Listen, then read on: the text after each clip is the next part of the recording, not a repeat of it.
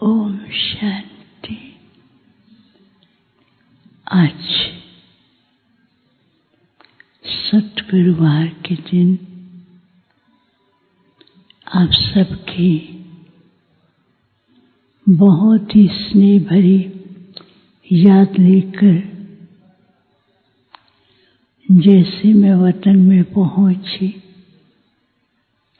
वतन में क्या देखती हूँ कि एक तरफ बहुत सुंदर डेकोरेशन थी और उस डेकोरेशन में कई प्रकार के पंडाल और देवियों की मूर्ति और भक्तों की लाइन लगी हुई थी। कोई हाथ जोड़ के खड़ा है, कोई दर्शन के लिए तरस रहा है, कोई अपनी भावनाओं को लेकर खड़ा है। तो बाबा और बाबा के साथ कुछ बच्चे थे, खास करके काफी सारे बच्चे थे और बाबा उनकी तरफ देख करके बच्चों को इशारा किया, कहा कि देखो बच्चे, आपका ही यादगार द्वापर से तो मनाते आए, लेकिन अभी लास्ट तक भी आपके यादगार को कितनी भावना से, प्यार से और श्रद्धा से मना रहे हैं। तो बाबा ने कहा, बाप को बच्चों की ऐसी पूजनीय स्थिति देखकर बाप को भी खुशी होती है और बाप को ये नाज रहता है कि मेरे ही लाडले बच्चे हैं जो इतनी ऊंची स्टेज को पाया और अनेकों को वरदानों द्वारा और उनकी मनोकामनाओं को पूर्ण करने का श्रेष्ठ कार्य किया है और अभी भी सूक्ष्म रीति से कर रहे हैं। फिर बाबा ने बहुत से बच्चों को वहाँ इमर्ज किया और जैसे बाबा ने इमर्ज किया, बाबा ने दृष्टि दी और बाबा का वरदानी हाथ था, तो बच्चों का देवियों की तरह से श्रृंगार हो गया और इतना सुंदर श्रृंगार था। जो उन्होंने श्रृंगार किया हुआ था, उस श्रृंगार और इस श्रृंगार में रात दिन का अंतर था। तो बाबा ने फिर सब के लिए बहुत सुंदर, जैसे स्टेज होती, तखत भी बहुत सुंदर था, उस पे सब बैठ गए और बाबा भी देख के मुस्कुरा रहे थे और सब बच्चे बहुत खुश हो रहे थे। कुछ सेकंड के बाद क्या देखती हूँ कि कुछ के तखत थोड़े थोड़े हिलने लगे, किसी के श्रृंगार में थोड़ा सा कमी आने लगी जो शाइनिंग था और किसी के श्रृंगार में थोड़ा सा ऊपर नीचे होने लगा। तो ऐसा दृश्य देखा तो बाबा भी देख रहे थे। तो बाबा ने कहा, बच्चे ये सब क्या हो रहा है? तो उनको मालूम भी नहीं पड़ रहा था।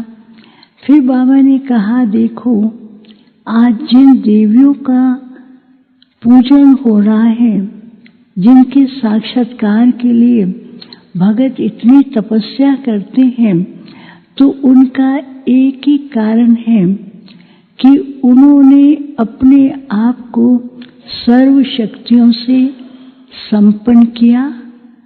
दूसरी बात बाबा ने कही कि उनके सामने माया के कितने भी बड़े, छोटे और सूक्ष्म परीक्षाएं आई, लेकिन उनके अंदर परखने की शक्ति होने के कारण और साथ साथ सर्व शक्तियों का प्रयोग करते हुए उन्होंने माया की परछाया को सामने तक नहीं आने दिया। तो बाबा ने कहा कि अभी भी बच्चों को बाप उनके संपन्न स्वरूप में देखना चाहते हैं, लेकिन माया के कई सूक्ष्म छाए हैं, परछाइयां हैं, कभी आगे कभी पीछे कभी साइड से आती हैं। वो सूक्ष्म जो परछाइयां हैं वो उनको संपन्न और पूजनीय नहीं बनने देती हैं। तो मैंने कहा बाबा माया की सूक्ष्म परछाई क्या है? बच्चे तो माया जीत है। बाबा ने कहा एक सूक्ष्म परछाई ये है कि बाप जो है जैसा है उसको पहचानते हुए भी कभी कभी दूसरों की बातों में प्रभावित होकर के बाप से जो प्राप्ति है उससे अपने आप को दूर कर लेते हैं। दूसरी बात बाबा ने कही कि माया का जो सूक्ष्म रूप है वो है अहम भाव। और तीसरा बाबा ने कहा पर चिंतन के साथ साथ कंपैरिजन है। बच्चों को बाप ने इतना दिया है, उसी से अपने को संपन्न बनाएंगे तो उससे भी वो पूजनीय देवता बन जाते हैं। लेकिन बाबा तो हर समय बच्चों को संपन्न बनाते ही रहते हैं। जरा सी कमी आती है तो बाबा वतन से बच्चों को बिल्कुल संपन्न बनाने के लिए वो शक्ति भी देते हैं। और कभी कभी बच्चे इस चिंता में रहते हैं कि हमको बाप से ये नहीं मिला है, ये नहीं मिला है, सब कुछ मिल रहा है, अपने को खाली महसूस करते हैं। तो माया को मौका मिलता है एंटर करने का। तो बाबा ने कहा अभी बच्चों को क्या करना है, अपना पूजनीय स्वरूप और जो बाप ने शक्तियां दी हैं उस स्वरूप का बीच बीच में अनुभव करते रहें।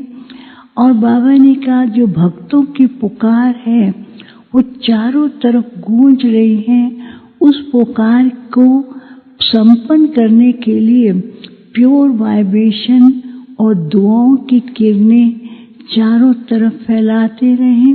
फिर बाबा ने कहा जैसे शक्तियों में परखने की शक्ति सबसे ज्यादा थी, माया के सूक्ष्म रूप को भी परख करके उन्होंने अपने शक्ति स्वरूप द्वारा उसको दूर से ही भगा दिया, नजदीक नहीं आने दिया।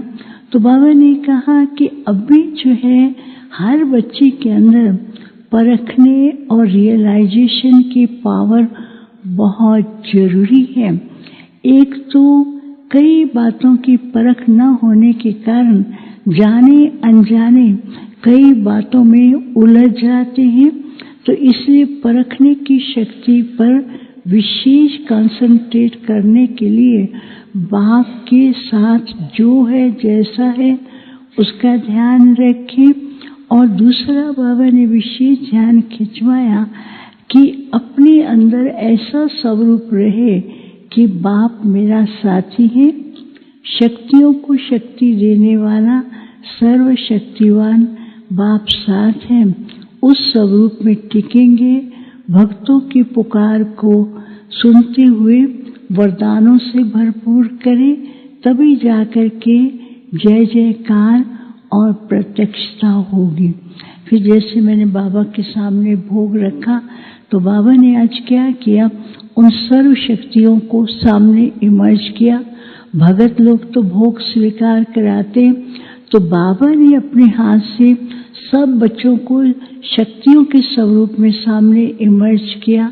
और जैसे बाबा उनको भोग के साथ वरदान भी दे रहे हों, बाबा ने कहा बाप बच्चों के संपन्न स्वरूप को देखकर कितना खुश हो रहे हैं।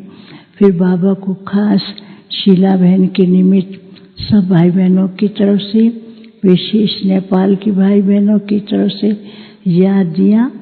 बाबा ने कहा बच्ची ने ऐसे स्थान पर सेवा आरंभ करने में जो त्याग तपस्या और लगन से की है वो तो सबके सामने प्रत्यक्ष रूप है ही है।